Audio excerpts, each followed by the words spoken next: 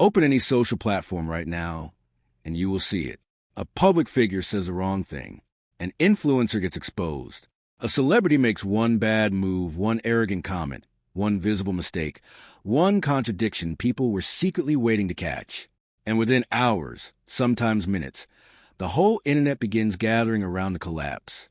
Not just to observe, to feed. People react fast. But what is striking is not only the speed. It is the energy, the excitement, the hidden pleasure, the strange emotional brightness that appears when someone who seemed elevated, untouchable, admired, envied, curated, polished, or idealized begins falling in public. That brightness is the real subject of this video, because most people will never admit what they are actually feeling in those moments. They will say they care about accountability. They will say they are exposing hypocrisy. They will say they are just discussing what happened. And sometimes that is partly true. But Carl Jung would have asked a much more uncomfortable question. Why does a collapse feel satisfying? Not important. Not interesting. Satisfying. That is where the real psychology begins. Because there is a difference between caring about truth and taking pleasure in humiliation. A difference between moral clarity and emotional appetite. A difference between recognizing someone's wrongdoing and feeling secretly nourished by their public unraveling. The internet blurs those differences all the time, and that is exactly why this topic matters. Take a real-life pattern everyone now recognizes. An influencer builds an image for years. Beautiful life, perfect routine, confidence, success, advice, a polished identity that quietly starts making people feel small in comparison. Then one scandal appears. Maybe it is dishonesty. Maybe it is manipulation. Maybe it is arrogance finally becoming visible. Suddenly, the same people who used to admire them begin posting clips, stitching reactions, mocking old content, celebrating the drop in status like it solves something personal. That reaction is never only about the scandal itself. Carl Jung would insist on that, because human beings do not get emotionally charged by fact alone. They get charged by what those facts touch inside the psyche. And when a downfall goes viral, it usually means the event has hooked something much deeper than public judgment. It has activated envy, resentment, projection, relief, and the shadow's quiet desire to level what once felt superior. That is why people do not merely notice the downfall. They linger inside it, replay it, share it, search for more details. Watch every commentary video. Read every thread. They say they are disgusted, but they keep consuming. That contradiction tells you everything. If it were only moral concern, the reaction would look different, clearer, cleaner, more measured. But public downfalls often generate something hotter than that, something almost festive. There's a pulse of excitement in the crowd when a powerful or highly visible person loses symbolic altitude. Carl Jung would not call that random. He would call it psychologically revealing. Because when someone else's fall gives you pleasure, you are no longer only responding to them. You are responding to what they represented in your inner world. And that representation matters. A public figure is rarely just a person to psyche. They become an image, a symbol, a screen. You see someone highly attractive, highly successful, highly certain, highly wanted, highly admired, highly visible. And some part of your psyche begins loading that person with material. Not consciously, usually. Quietly. Automatically. They become everything you wish were easier in your own life. They become confidence, power, beauty, freedom, influence, control, the right to take up space without apology.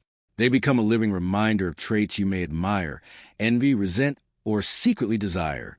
Carl Jung wrote constantly about projection because he understood how often the human mind mistakes its own unlived material for the reality of another person. We do not simply see people. We load them. We fill them with fantasy, fear, longing, superiority, inferiority, hope, and shadow. That is what happens with public figures all the time. Someone online becomes bigger than themselves because they start carrying psychic weight for thousands or millions of people. Now imagine what happens when that person falls. The psyche experiences relief. Relief because the impossible image has cracked. Relief because a figure who once seemed above ordinary life has been dragged back into it. Relief because the pressure they created through comparison, admiration, or envy suddenly weakens. This is one reason downfalls travel so fast. They do not only spread information, they spread emotional equalization. The person is smaller now, more ordinary now, less intimidating now, less elevated. And that change can feel strangely soothing to people who never consciously admitted how much the image had been affecting them. A simple real-life example makes this easier to feel. Imagine someone who has followed a wellness influencer for years. Perfect skin, perfect discipline, perfect home, perfect emotional language. Every video subtly communicates, I figure out life better than you. Maybe the influencer never says it that directly. They do not have to. The image already says it. The follower keeps watching, admiring, buying, comparing, feeling both inspired and quietly diminished. Then one day it comes out that the influencer's entire lifestyle was staged, dishonest, manipulative, or financially predatory. The follower feels angry, yes. But beneath the anger, there may also be relief. Not because deception is good, because perfection became less real. The image no longer stands above them in the same way. The gap closes. Carl Jung would understand that immediately. The downfall satisfies because the figure no longer carries the same projected superiority. The emotional hierarchy has changed. And once you begin seeing that, you understand why public humiliation can become so addictive for an audience. It lowers the image. It lowers the pressure. It lowers the comparison. It gives people a strange sense of restored balance, even if nothing in their actual life has changed. This is where the shadow enters the conversation. And Carl Jung would say the shadow is absolutely central here, because the shadow contains the parts of us we do not want to own directly. Not only dark impulses in the obvious sense, but envy, aggression, cruelty, superiority, pleasure and punishment, delight in seeing arrogance corrected, and even the wish to destroy what we cannot comfortably become. Those impulses are very hard to admit consciously. Most people want to think of themselves as fair, thoughtful, morally serious, and not the kind of person who enjoys seeing another human being publicly broken. So what happens instead? The shadow waits for a moral justification. That is the key. The shadow loves a situation where aggression can masquerade as righteousness. A scandal provides exactly that.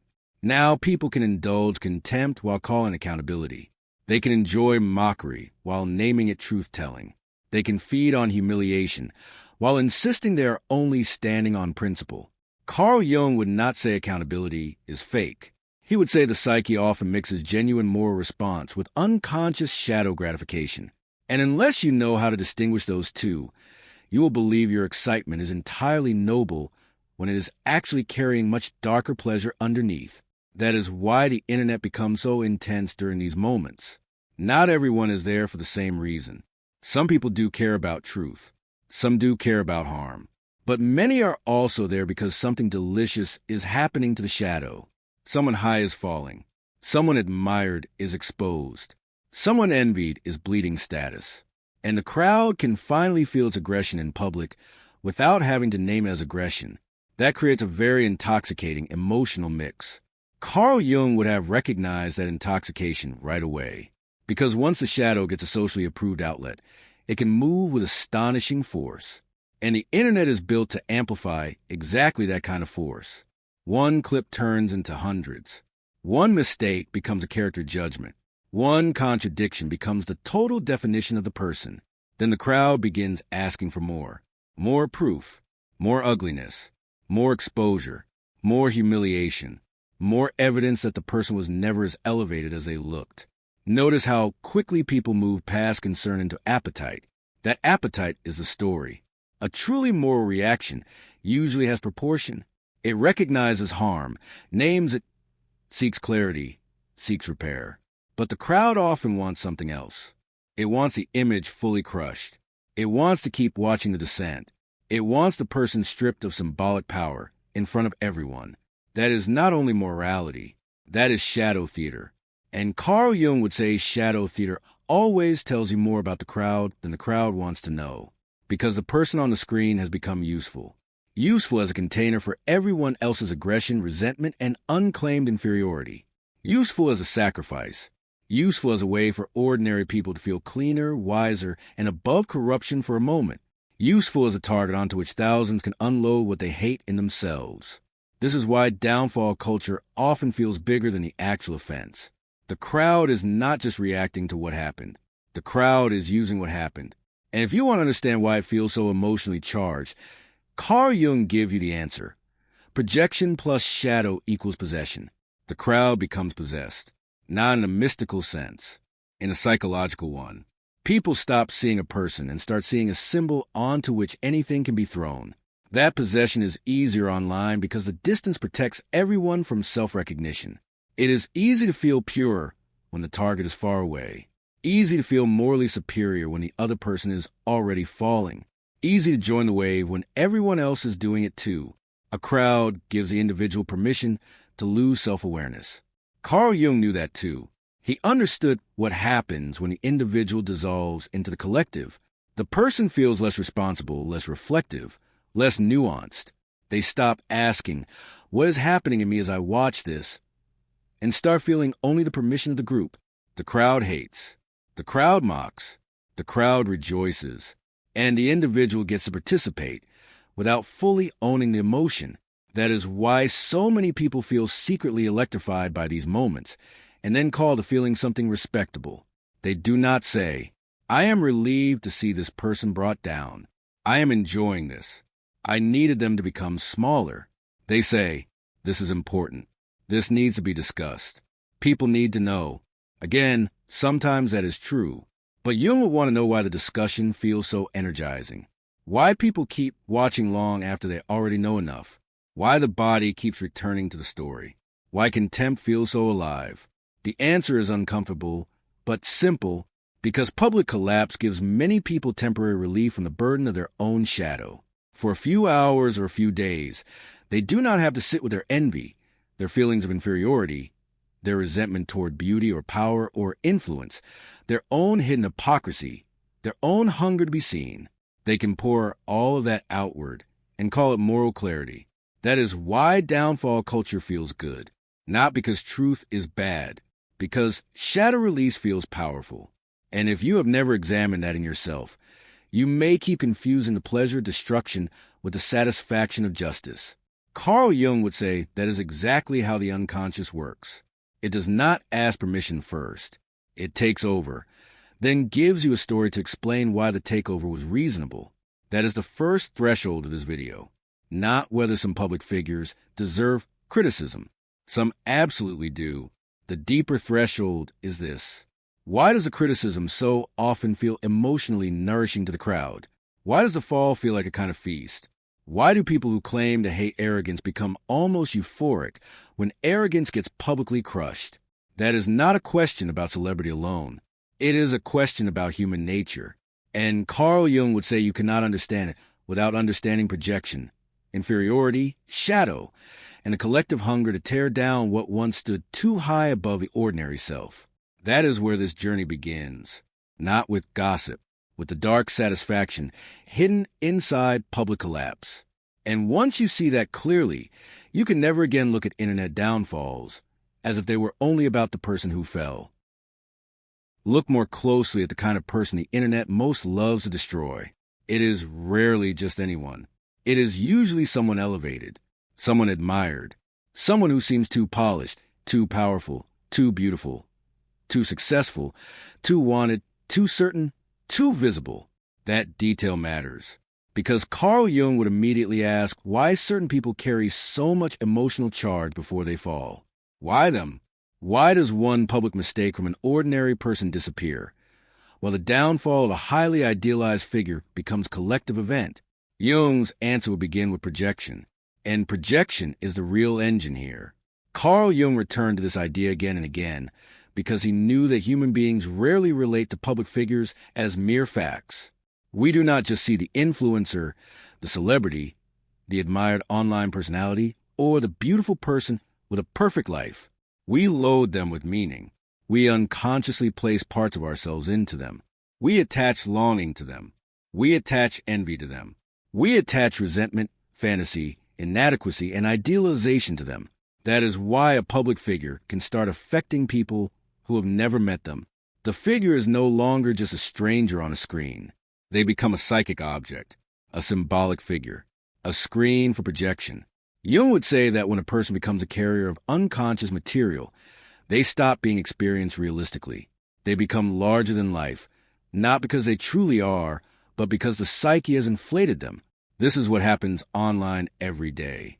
An influencer starts as a person, then slowly becomes a symbol of everything people want, hate, compare themselves against, or secretly feel wounded by.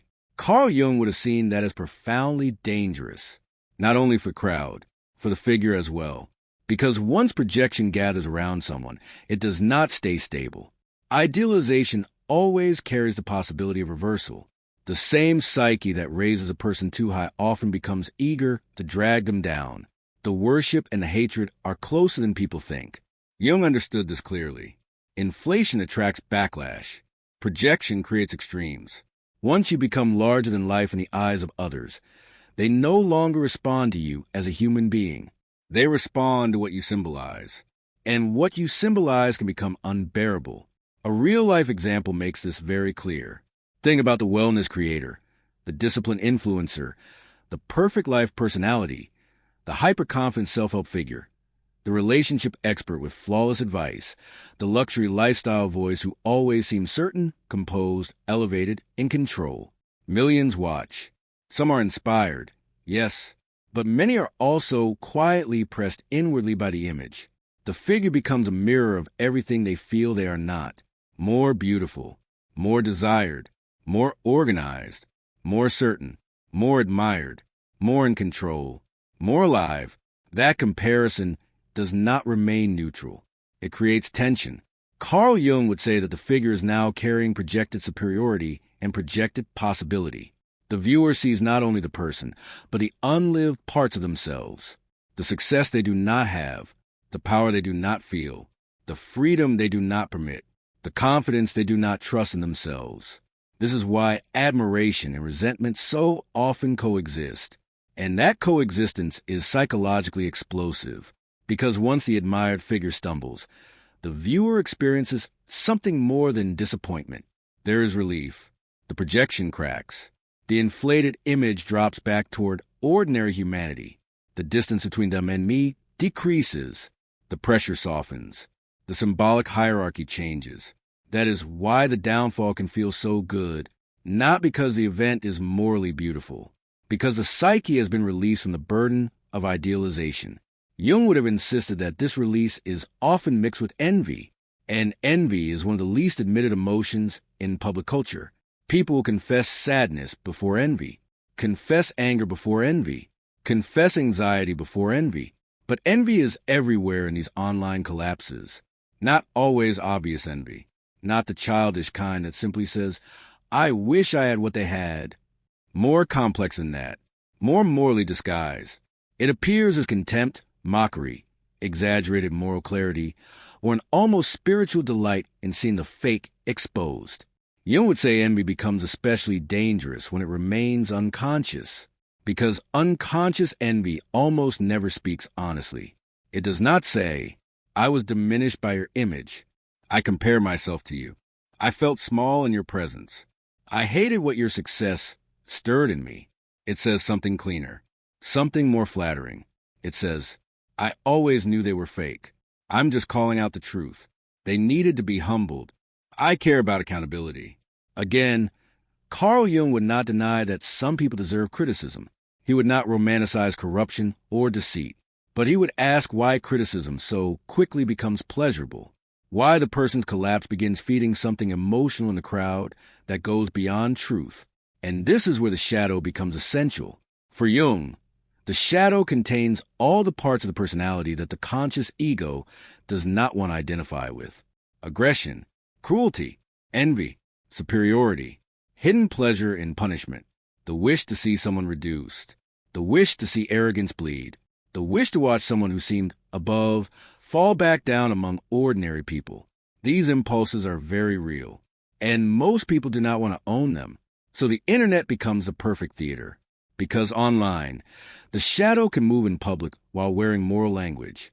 That is a genius of call-out and downfall culture from a psychological perspective. It gives aggression an ethical costume. It gives contempt a noble tone.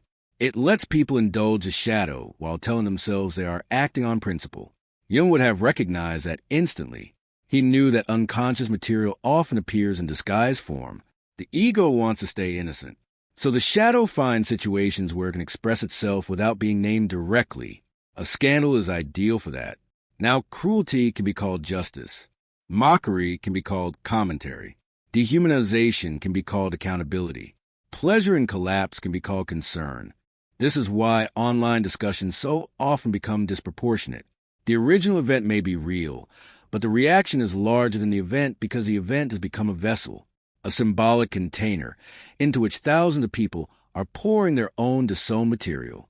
Their envy, their rage, their insecurity, their humiliation, their inferiority, their secret resentment of status and beauty and influence and social power.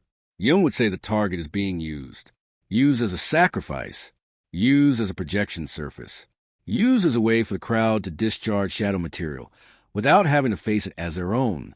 That word matters, discharge, because public downfalls are often emotionally relieving for the collective. People do not only watch because they care. They watch because the event helps them regulate something inside themselves. It lowers the admired person. It restores a sense of moral or symbolic balance. It gives the ordinary viewer a brief feeling of superiority over someone who once made them feel smaller.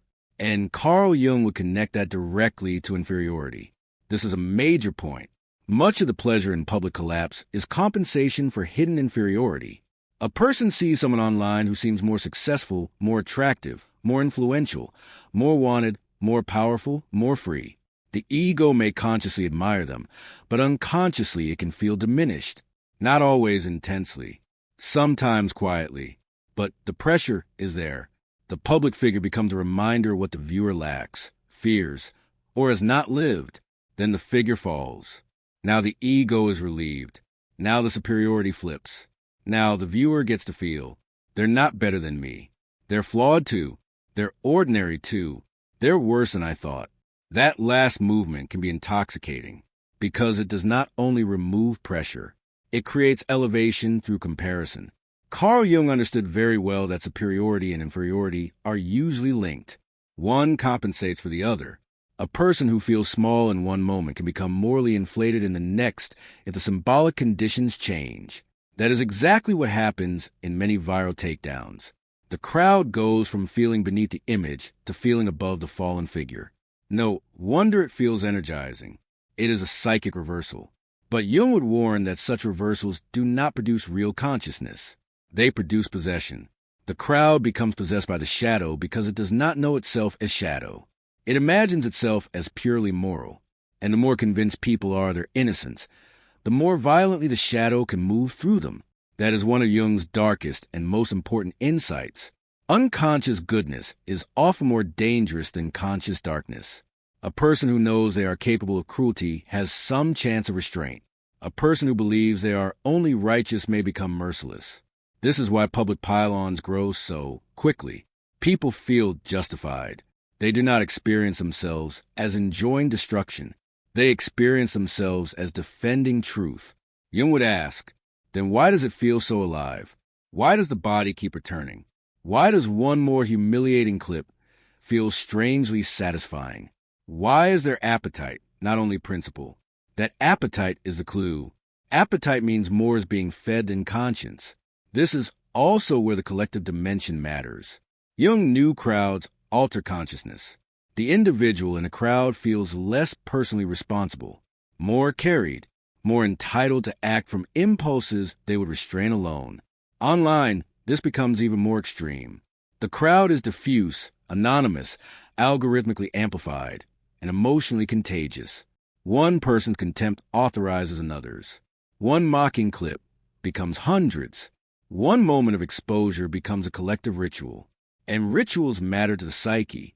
A public downfall becomes a kind of digital sacrifice. The elevated person is stripped, mocked, and symbolically reduced. The crowd participates in the reduction and experiences a strange restoration, not real justice in the deepest sense. Psychological release. Carl Jung would have seen the religious undertone in that. Modern people often think they are beyond ritual, beyond sacrifice, beyond symbolic violence. But the psyche still creates those forms. It simply does so through new media. The internet turns scandals into ceremonies. The crowd gathers. The figure is named. The image is dismantled. The shadow feeds. Then, for a brief moment, people feel cleaner. But Jung would say they are not cleaner, only less conscious, because all the material discharged onto the target still belongs to the crowd. It has not been integrated. It has only been acted out. That is why the cycle repeats endlessly. A new figure rises. Projection builds. Comparison intensifies. Envy gathers. A flaw appears. Collapse begins. The crowd rejoices. The shadow feeds. Then hunger returns. This is not a stable solution to anything. It is an addiction to symbolic release. And once you see it that way, you understand why these stories travel faster than ordinary truth ever does. They are not only information, they are psychic events. They let millions participate in a drama of elevation and destruction that temporarily reorganizes their own feelings of worth. Carl Jung will want an individual to ask a much harder question than the crowd ever asks. What in me is being relieved when this person falls? That question is painful, because it means giving up innocence. It means admitting that public collapse may be feeding parts of you that are not noble. Your envy, your inferiority, your aggression, your wish to see the admired person reduced to ordinary size, your relief that beauty, power, fame, certainty, and influence are not as untouchable as they seemed. That admission does not excuse wrongdoing by public figures. It simply stops you from becoming unconscious in your reaction to it. And that is the whole Jungian point. Without self-recognition, you will believe the target is the whole story. With self-recognition, you begin seeing that every downfall is also a mirror of the crowd shadow, a mirror of the individual's envy, a mirror of the hidden pleasure in leveling what once stood too high. Projection inflates the figure. Envy charges a relationship. Inferiority seeks relief. The shadow looks for righteous outlets. The crowd provides permission. And suddenly public collapse becomes much more than commentary. It becomes a collective emotional feast. Carl Jung would not ask you to stop seeing wrongdoing. He would ask you to stop pretending the crowd's pleasure is morally simple, because it never is. And once you see that, the internet looks very different. Not like a place that merely reacts. Like a place where millions act out unconscious material in real time while calling it public discourse. That is the deeper truth. And unless it becomes conscious, the next downfall will feed people in exactly the same way. So what are you supposed to do with this insight once you see it? Because this is the uncomfortable part. It is easy to analyze a crowd. Easy to say the internet is cruel. Easy to talk about algorithmic outrage, public humiliation, parasocial projection, and the culture of tearing people down. Carl Jung would say that is only the outer layer. The deeper work begins when you stop asking only, why are people like this? And begin asking, why does this affect me the way it does? That is the real threshold. Because the moment you feel energized by someone else's collapse, the moment you feel that secret pulse of satisfaction, curiosity, or relief, you are no longer standing outside the phenomenon. You are inside it. And Jung would insist that the individual must begin there, not with the collective sins, but with their own reaction. That does not mean you are evil because you felt the pull. It means you are human enough to have a shadow. And if you do not know that shadow consciously, it will keep acting through you while you call it commentary, justice, discernment, or just being honest. Carl Jung spent his entire life trying to teach people this exact lesson. What remains unconscious does not become harmless. It becomes automatic. It takes over perception. It becomes tone, appetite, instinct, impulse, and certainty. That is why the first movement in healing this pattern is not moral self-hatred. It is recognition. You see the clip. The scandal breaks. A public figure is exposed. And something in you lights up. Maybe it is excitement. Maybe it is relief. Maybe it is the urge to send it to someone immediately. Maybe it is a strange sense that you want more details, more proof, more humiliation, more unraveling. That is the place to stop and get honest. Carl Jung would want you to ask, What exactly is being fed in me right now? Not the official answer. Not the answer that sounds intelligent. The real answer. Is it envy? Is it resentment? Is it the pleasure of seeing someone who once seemed too elevated become ordinary again? Is it relief that perfection is cracking? Is it a chance to feel morally superior to someone whose image once made you feel small? These are not flattering questions. That is why they matter. A real-life example. Imagine someone who has spent years following a glamorous lifestyle creator. The creator represents beauty, success, order, control, confidence, and effortless desirability. Quietly, the viewer has been comparing themselves the whole time, not always consciously, but enough to feel pressed by the image, enough to feel a little less enough after watching. Then one day the creator is caught lying, manipulating, or presenting a completely false life. The viewer feels something break open. Anger, yes. Disappointment, yes. But beneath that, relief. Relief that the image is no longer above them. Relief that the fantasy has been broken. Relief that what once made them feel smaller has been dragged back down into human limitation. Jung would say, do not lie about that relief. Look at it. Stay with it. Because hidden inside that relief is the exact material you need to understand your own psyche more deeply. Maybe you've been carrying more envy than you wanted to admit. Maybe you've been more affected by comparison than you realized. Maybe part of you needed that person's fall because you had quietly given their image too much power over your self-perception. That is not a reason for shame. It is a reason for consciousness. And consciousness is the whole point. Carl Jung did not want people to become nice by pretending they had no darkness. He wanted them to become real by admitting the darkness they already carried. That is why one of his most important lines fits perfectly here. One does not become enlightened by imagining figures of light, but by making the darkness conscious. That is exactly what this is about. Not pretending you are above downfall culture. Making conscious what downfall culture activates in you. Once you do that, something begins changing. The public figure stops being only a target. They become a mirror, not a mirror of your outer life, necessarily. A mirror of your inner relationship to power, success, beauty, visibility, arrogance, comparison, worth, and shadow. That shift matters because it interrupts the compulsive hunger for more humiliation. Once you realize, this person's fall is feeding something in me, the feeding becomes harder to romanticize. You begin seeing how easily morality was blending with appetite. You begin seeing how quickly concern became consumption. You begin seeing that the story was no longer only about what they did, but also about what you were doing with it internally. This does not mean public wrongdoing should be ignored. Carl Jung would never argue for naive innocence. He was far too psychologically serious for that. He knew people lie, manipulate, exploit, inflate, deceive, and abuse power. Some people absolutely deserve to be confronted. Some truths need exposure. Some public critique is necessary. But that is not the same as unconscious pleasure. And once you understand that difference, your whole way of looking at public scandals becomes more sober, more honest, more difficult, and more human. You may still judge the act, but you become more careful with the appetite. You may still criticize, but you become more aware when criticism turns into feeding. You may still believe a public figure deserves accountability, but you begin noticing whether your nervous system is seeking justice or seeking stimulation through destruction. That distinction is subtle, and it changes everything. Another example. A celebrity is publicly caught in hypocrisy.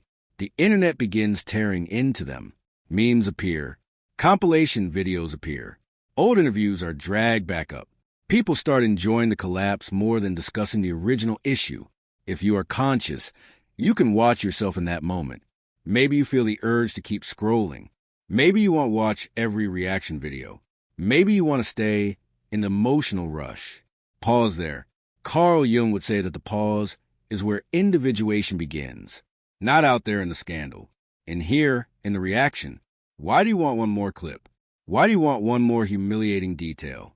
Why is it hard to step away? If the answer is only because I care about truth, then why does it feel so pleasurable? Why does it energize you? Why does it stimulate rather than sober you? That is where the shadow is speaking. And if you are willing to hear it, the whole event becomes psychologically useful. Now, Instead of only consuming someone else's collapse, you begin reclaiming the material that made the collapse so emotionally charged. This is where projection starts getting withdrawn. A public figure once represented confidence you did not own, beauty you resented, power you distrusted, influence you envied, certainty you felt excluded from, or freedom you had not allowed yourself. When they fall, the emotional charge shows you exactly what kind of projection had been attached to them. That is gold from a Jungian perspective, because it tells you where your own unlived life is hiding. Maybe your contempt for arrogance is tangled with your own denied ambition. Maybe your satisfaction at a beautiful person's humiliation reveals your own unresolved inferiority around appearance, desirability, or status. Maybe your hunger to see an authority figure exposed is tied to your own complicated relationship with power, submission, resentment, and the people who once stood over you psychologically. Jung would say these are not side notes. These are the real notes. The public figure becomes psychologically useful the moment you stop using them only as an outlet and start using them as a mirror. That is how shadow work enters the digital world in a very concrete way. Instead of saying, "Look how awful they are," you begin saying, "What in me was attached to their image in the first place? What in me feels relieved now that the image is broken? What superiority, envy, or inferiority was living inside my fascination with them? What part of myself was I seeing out there instead of owning in here?" This is harder work than joining the crowd. The crowd gives relief through participation. Self-examination gives no such quick comfort. But Jung would argue that only self-examination actually transforms anything. Otherwise, you remain trapped in repetition. A new public figure rises. You admire them, envy them, compare yourself to them, resent them. Then they fall. You feel relief, stimulation, moral superiority. The cycle repeats. That is not insight.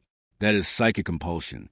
And if you do not interrupt it consciously, you'll keep thinking each new scandal is about the latest person, when in reality the same inner pattern is being activated again and again. Carl Jung knew this is how the unconscious keeps itself alive. It changes costumes, but the structure underneath stays the same. So the deeper work here is not only reducing your appetite for public humiliation, it is developing a different relationship to your own shadow. If you can admit, yes, I have envy. Yes, I have aggression. Yes, I sometimes enjoy seeing inflated people brought back down. Yes, I sometimes want what they represent and hate them a little for representing it. Then something extraordinary happens. The shadow loses some of its need to act out through public feeding, because what is owned consciously becomes less hungry for unconscious outlets. Jung would say that is one of the central gifts of consciousness, not purity, less possession. You stop being so easily grabbed by collective cruelty because you've begun taking responsibility for the cruelty that exists in some form inside yourself. That does not make you weaker. It makes you far less dangerous, because a person who knows their shadow can stop before becoming its instrument. A person who believes they are purely righteous cannot. This is also why Jung cared so much about the individual resisting the crowd. Once the crowd forms, nuance dies quickly. Online, this is even worse. The person becomes a symbol, then a target, then a ritual object for collective aggression. And if you do not step back internally, you get carried by the wave without ever noticing what it is doing to your own psyche. That is why this is not just about judgment. It is about refusal. Refusal to let the crowd think for you. Refusal to let your shadow use a public figure as a moral sacrifice without your awareness. Refusal to keep consuming collapse as if destruction were nourishment. A simple real-life practice makes this concrete. The next time a public figure falls and you feel the rush, do not immediately watch everything. Do not instantly join the performance. Ask yourself 3 questions first. What am I feeling right now, beneath the moral language? What about this person's image had emotional power over me before they fell? What in me is relieved by watching them become smaller? Those questions alone can change how you consume the event. You may still care. You may still hold a view. You may still think the person deserves consequences. But the quality of your involvement changes. It becomes less hungry, less compulsive, less secretly pleasurable, more conscious. That is the goal, not fake detachment. Conscious involvement. Carl Jung would also remind you that if someone else's downfall gives you relief, that relief points toward your own unlived work. Maybe you need to confront how much comparison has been shaping your inner life. Maybe you need to reclaim the ambition, visibility, or authority you keep projecting onto others and then punishing them for carrying. Maybe you need to examine your relationship to status, beauty, influence, and worth instead of living those tensions only through public figures. This is why the downfall can become a doorway, not only into collective cruelty, into individual truth. What you feed on reveals what you hunger for. What relieves you reveals what pressures you. What you love to see collapse reveals what is too much unconscious power over your inner life. Jung would say that is where the real work of individuation begins. Not by becoming a person who never judges. Not by becoming morally blank. By becoming self-aware enough that your judgments are no longer secretly carrying disowned envy, aggression, and inferiority beneath them. That is a very high bar, and almost no crowd will help you meet it. Crowds want discharge. Algorithms want engagement. Public collapse wants repetition. But Jung wants something much harder from you. He wants you to become conscious enough to not let someone else's fall become the easiest place for your darkness to hide. That is maturity. And it changes not only how you see scandals, it changes how you see yourself. Because once you understand that your fascination with public collapse is never only about the public figure, you stop watching the internet the same way. You realize every viral downfall is also a mass psychological event, a ritual of projection, a feast for the shadow, a temporary relief from inferiority, and a huge opportunity, if you are brave enough, to watch your own psyche in real time, not the fantasy that you are above it, the challenge of becoming conscious inside it. And once that happens, the next downfall is no longer just entertainment, commentary, or righteous discourse. It becomes a test of whether you will join the unconscious hunger of the crowd or use the moment to see what in you still longs to be fed by someone else's collapse. That is where the real transformation is, not online, in you. The deepest truth in this whole subject is not that public figures fall. They always will. Human beings inflate, perform, deceive, contradict themselves, misuse power, believe their own image, and eventually collide with reality. Carl Jung would not have been shocked by that at all. He knew the ego is always vulnerable to inflation. He knew masks crack. He knew personas become unstable when they are fed too much projection from the outside and too little truth from within. That part is not the mystery. The mystery is the pleasure of the crowd. That is the part people hide from. Not because it is rare, because it is human. A downfall becomes public, and suddenly millions of people are not simply informed. They are activated, energized, pulled in, federal. They may call it justice, accountability, truth, commentary, concern.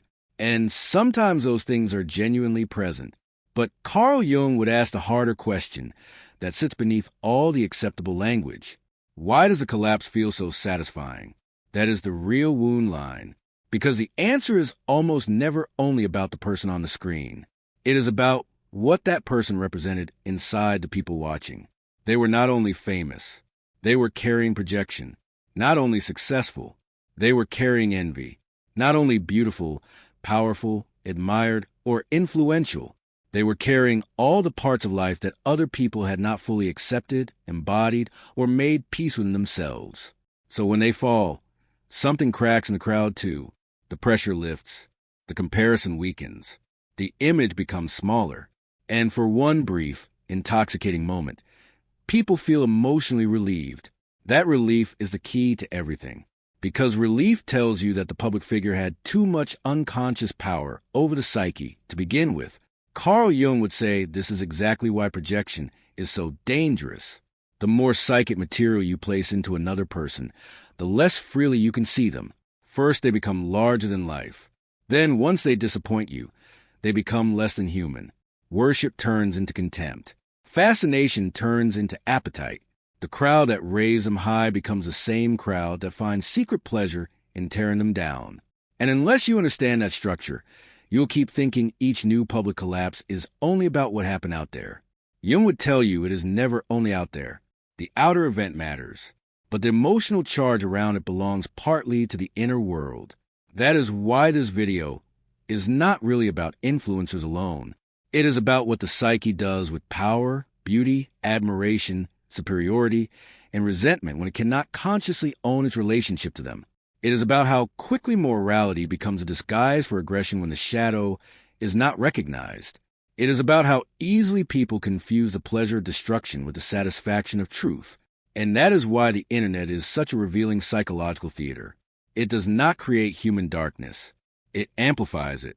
It gives projection a screen, shadow a target, envy a language, and collective aggression a moral costume. That is what makes these moments so intense. Carl Jung would not ask you to become naive. He would not ask you to stop recognizing manipulation, hypocrisy, dishonesty, arrogance, or abuse. He would not ask you to protect every fallen public figure from criticism. That would miss the point completely. What he would ask is far more demanding. He would ask whether you are willing to look at your own reaction with the same seriousness you bring to theirs. Not, what did they do? But, why did this affect me like this? Why did I need more clips, more details, more humiliation, more collapse? Why did this person's image have so much emotional weight in my inner life before it broke? What in me feels relieved now that they are smaller? Those are the questions that take you out of the crowd and back into yourself. And that is where real psychological work begins. Because once you can admit that someone else's fall was feeding something in you, the whole dynamic changes. The public figure stops being only a target. They become a mirror. Their collapse reveals your envy, your inferiority, your fascination with power, your resentment toward beauty or certainty or influence, your relief when hierarchy gets symbolically reversed. That is not flattering, but it is freeing, because what is conscious no longer needs the same unconscious outlet. Carl Jung understood that better than almost anyone. He knew the real danger is never simply that darkness exists. The real danger is that people refuse to recognize it as their own. Then it gets acted out in crowds, rituals, accusations, public punishments, and collective pleasures that feel righteous while remaining psychologically blind. So if this video leaves you with one thing, let it be this. The crowd is never only watching them. The crowd is always watching itself without knowing it, watching its envy, its resentment, its aggression, its hunger to reduce what once stood too high, its relief that perfection is finally bleeding, its secret desire to see the elevator become ordinary again. And if you can begin seeing that in yourself, even once, even a little, then the next downfall becomes more than entertainment or scandal. It becomes a moment of choice. Will you feed on it unconsciously? Or will you use it to understand what still has too much power over your own psyche? That is the real threshold here. Not whether public figures fall. They will, whether you remain asleep in your reaction when they do. Before we close, sit with one uncomfortable question. Whose public collapse gave you more relief than you wanted to admit? Do not answer quickly. Stay with it, because the answer will show you exactly what kind of image had too much unconscious authority over your inner world. If this resonates, write in the comments one line from this video that made you stop and reflect on your own reaction to public downfalls. And if you know someone who says they are just watching the drama, but always seems strangely energized when public figures collapse, share this video with them. Because sometimes the most revealing thing is not the scandal itself. It is a hidden satisfaction people feel while pretending they are only there for the truth.